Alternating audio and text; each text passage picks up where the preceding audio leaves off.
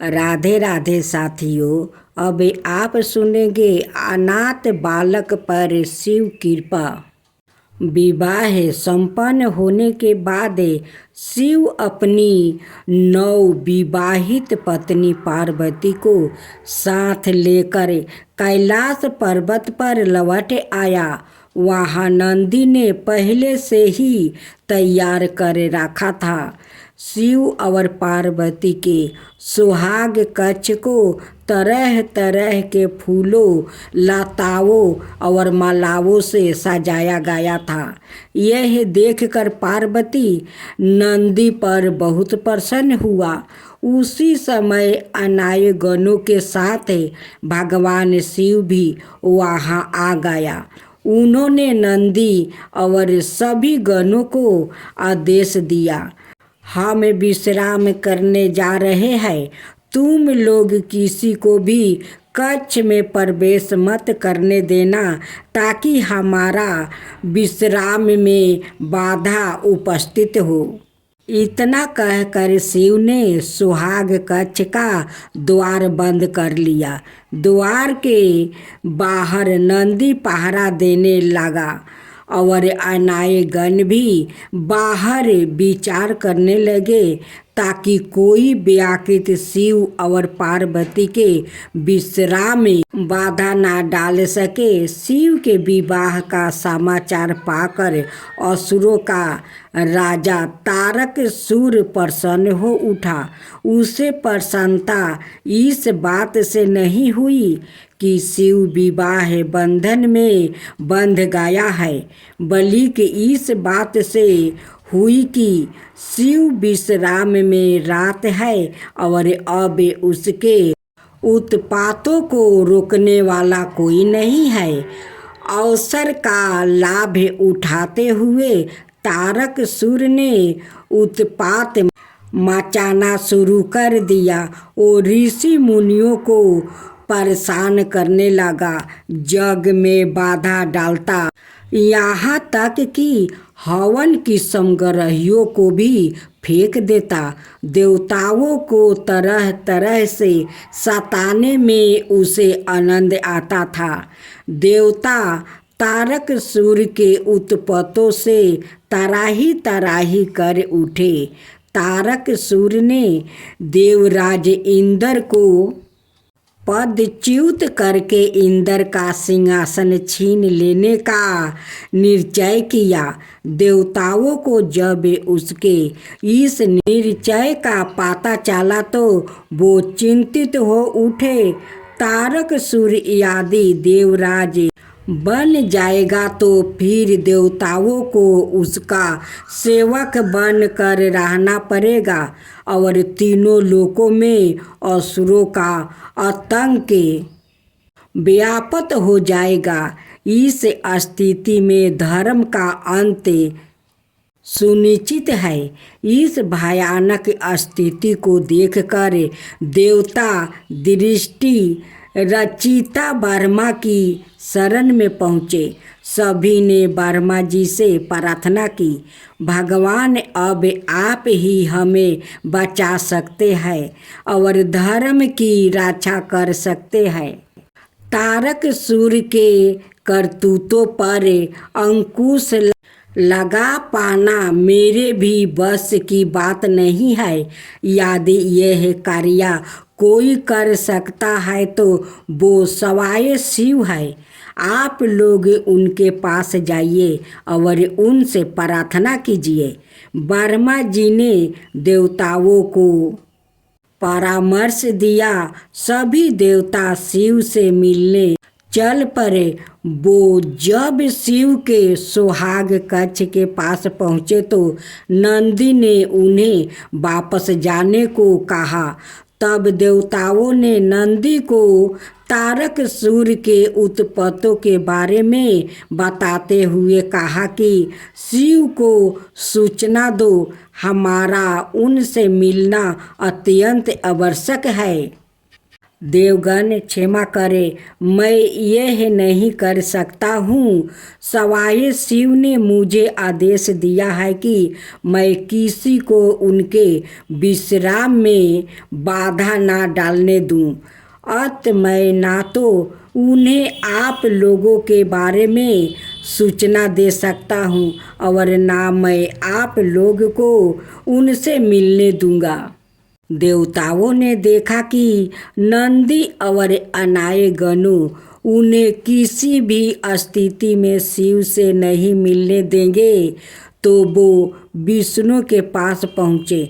विष्णु ने देवताओं को परामर्श दिया कि वो मिट्टी का पाथरी लिंग तैयार करे, 5 अक्षरी मंत्र का जप और शिव का आवाहन करे।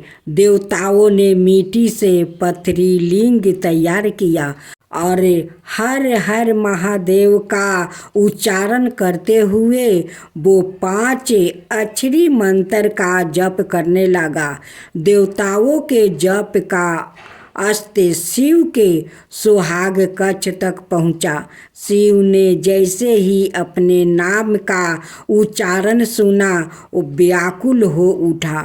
शिव की व्याकुलता देख पार्वती ने पूछा, प्रभु क्या हुआ?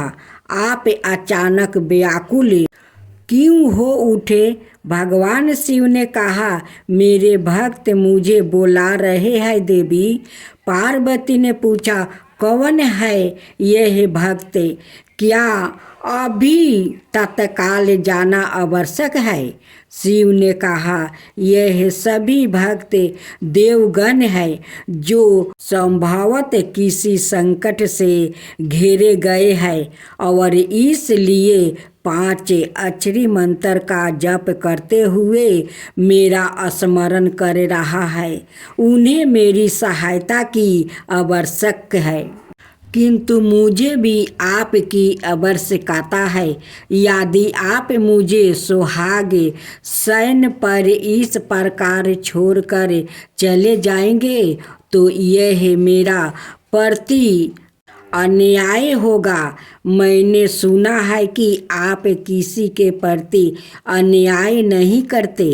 पार्वती ने नारी सुलभ करते हुए कहा। पार्वती की बात सुनकर शिव सोच में पड़ गया। यह धर्म संकट की स्थिति थी। यदि मैं देवताओं के पास नहीं जाता हूँ तो शरणागत की रक्षा न करने का दोषी बनूंगा, और यदि पार्वती को छोड़कर जाता हूँ तो पति धर्म से विमुख होने का। अंत में शिव ने कुछ निश्चय किया और वो कक्ष से बाहर चले गए। देवताओं ने शिव को देखा तो वो प्रसन्न होकर शिव की जय जयकारा कर उठे। शिव ने देवताओं से पूछा, देवगण बताइए आप लोग मुझे क्यों पुकार रहे हैं? देवताओं ने शिव से प्रार्थना की, प्रभु तारकासुर के उत्पातों ने हमारा जीवन दुभर कर दिया है। कृपया आप चलकर उसका संहार करें। शिव असमर्थता व्यक्त करते हुए बोले, मैं तो अभी आप लोग के साथ नहीं चल सकता। आप लोग ही कोई अन्याय उपाय सोचे। यह सुनकर देवतागण सोच में पड़ गया। उन्होंने मन ही मन विष्णु को स्मरण किया। विष्णु उन्हें समझाया कि यदि शिव सवाए नहीं जा सकते हैं तो वो एक पुत्र की दृष्टि करे और उसे तारकासुर का वध करने के लिए भेज दे। देवताओं ने शिव से ऐसा ही निवेदन किया।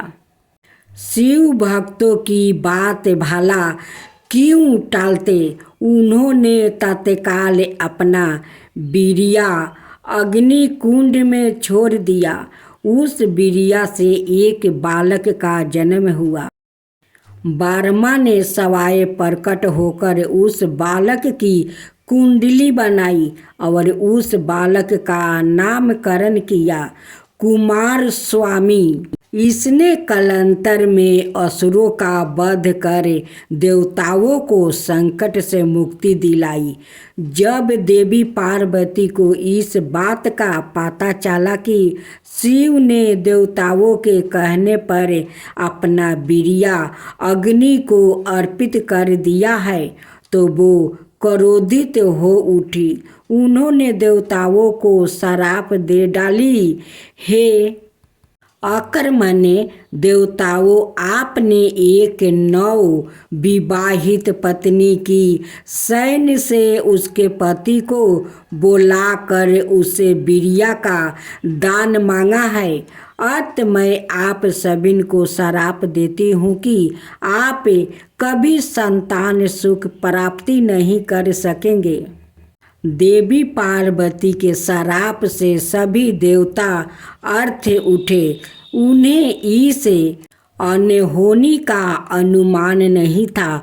वो शिव से प्रार्थना करने लगे कि अब शिव देवी पार्वती के क्रोध को शांत करे और देवताओं को श्राप से मुक्ति दिलाए।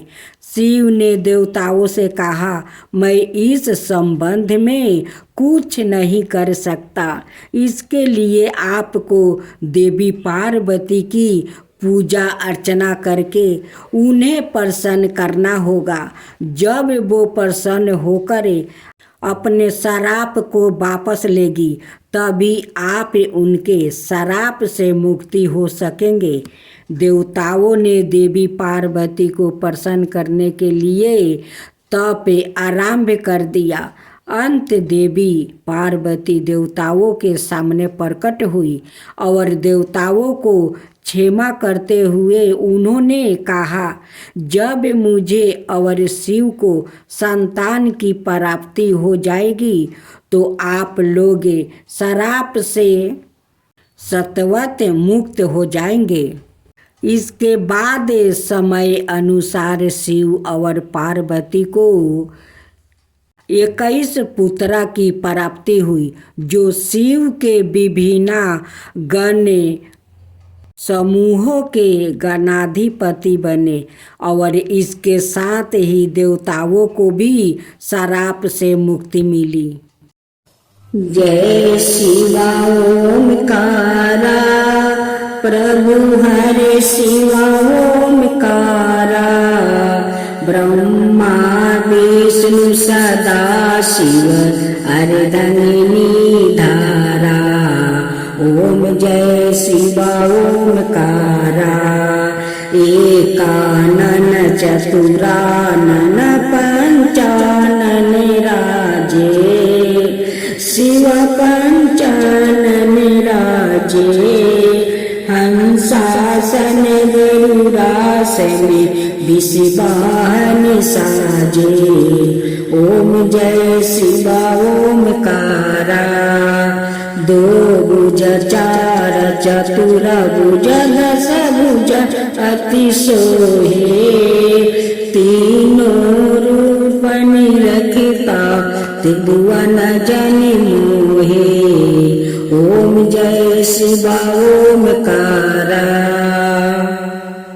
अक्षर माला बने माला मंदी माला तारी चंदन मृग मद सोहे बोले सुभिकारी।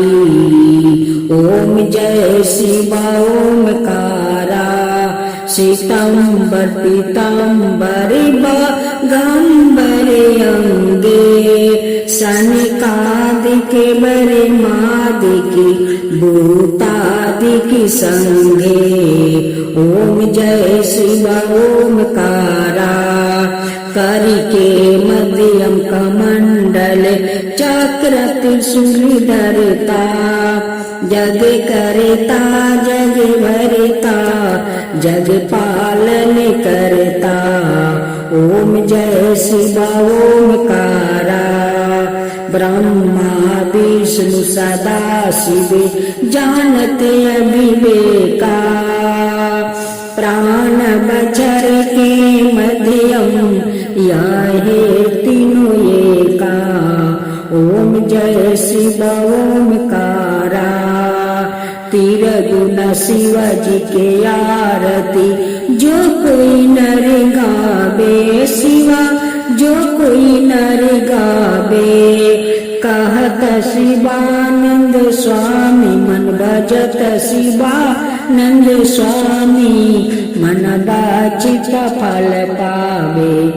ओम जय शिवा ओमकारा जय शिवा ओमकारा।